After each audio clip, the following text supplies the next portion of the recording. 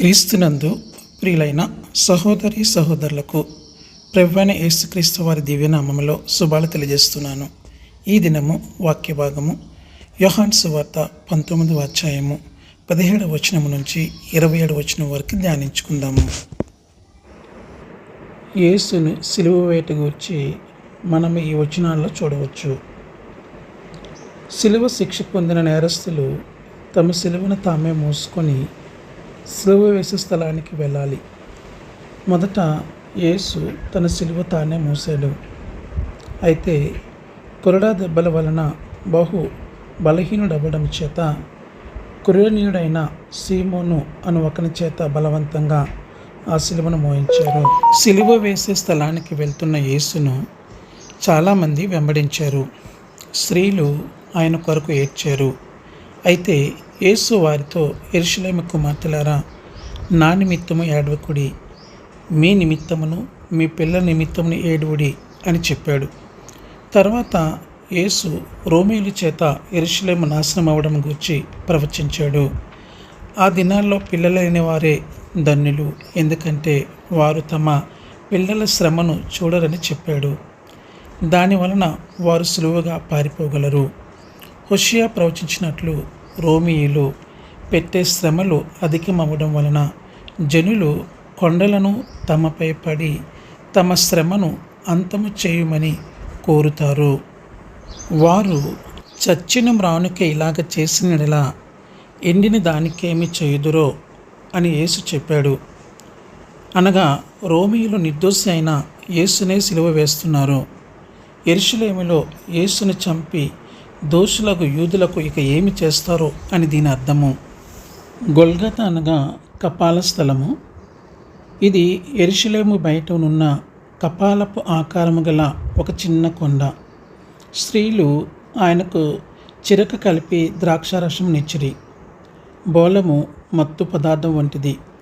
మరణశిక్ష విధించబడిన నేరస్తులకు దీనిని ఇవ్వడము యూదుల సాంప్రదాయము.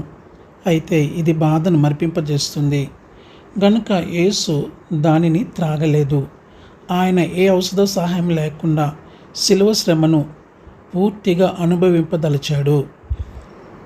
నేరస్తుల వస్త్రాలను పంచుకోవడము రోమా సైనికుల అలవాటు.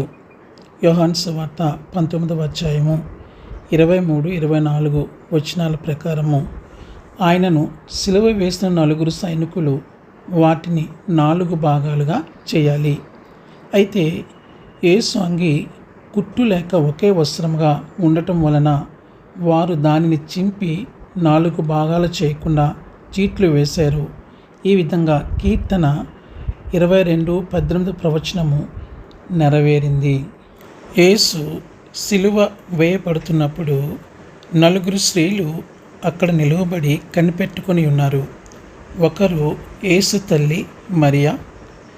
తన కుమారుడు సిలువపై మరణించబోతుండగా మరియ దుఃఖమును ఒక్కసారి తలంచండి. నీ హృదయంలోనికి ఒక ఖడ్గము దూసుకొని పోవును అని చెప్పిన సుమయోను ప్రవచనము నిజంగానే నెరవేరింది. లూకాసు సువార్త 2వ అధ్యాయము 35వ వచనము.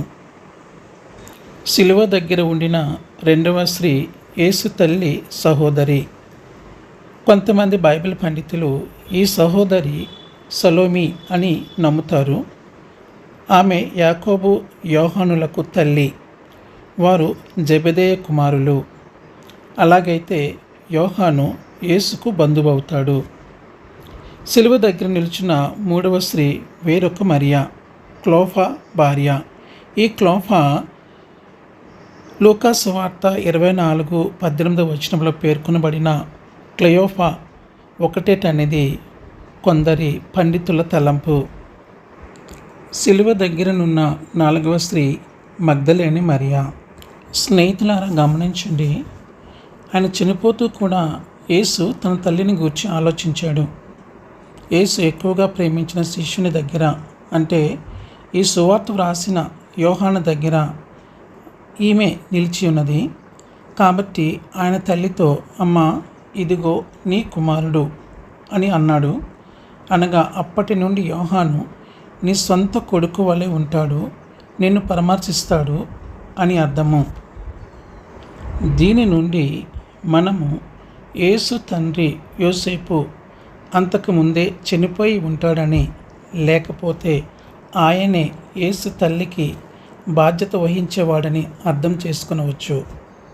తన సొంత తమ్ముళ్ళు సంరక్షణలో యేసు తన తల్లిని పెట్టడము లేదు, ఎందుకంటే వారు ఇంకా విశ్వాసులు కారు. యేసు పునరుద్ధానము మరియు ఆరోహణముల తర్వాత ఆయన సహోదరులు ఆయన యందు విశ్వాసం ఉంచారు. అప్పుడు యేసు యోహానుతో, ఇదిగో నీ తల్లి అన్నాడు. ఈ విధంగా యేసు తన తల్లిని యోహాను సంరక్షణలో ఉంచాడు. అప్పటి నుండి యోహాను ఆమెను గూర్చి ఒక సొంత కుమారునిగా బాధ్యత తీసుకున్నాడు.